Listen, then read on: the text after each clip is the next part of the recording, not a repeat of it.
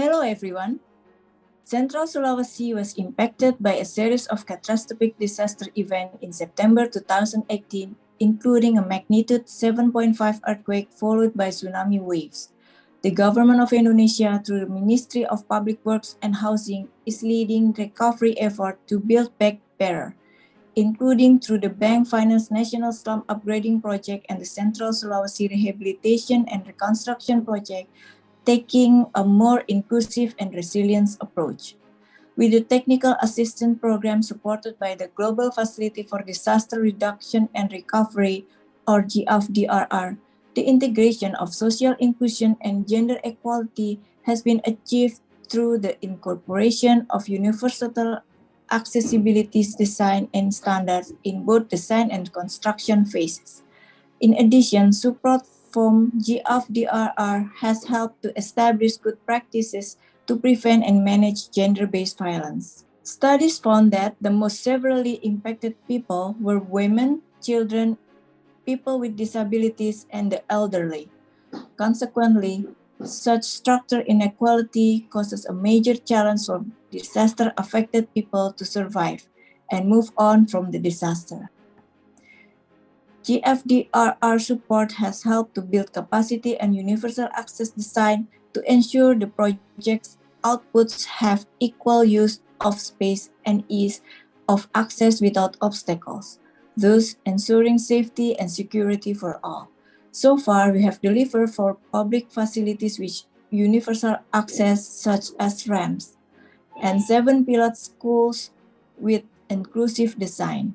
For permanent housing, we have put elderly and the disabled as key criteria in the selection of housing units so their housing design are fully accessible. The Ministry of Public Work and Housing and the World Bank acknowledges the importance of gender inclusion. We recognize another challenge experienced by women is limited access to information on facilities and services available, and the acts of gender-based violence that often occurs in the around and the temporary housing. We integrate gender equality principles into rehabilitation and reconstruction effort.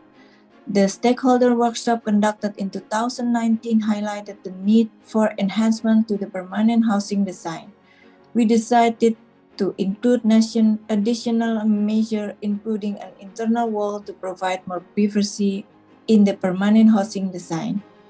We have learned 6 key good practices on GBV mitigation are: establish GBV focal point, build collaboration, develop GBV mitigation and incident management mechanism, conduct series of training and workshop, create code of conduct, and also ensure the bidding process for civil work contract accommodate GBV mitigation.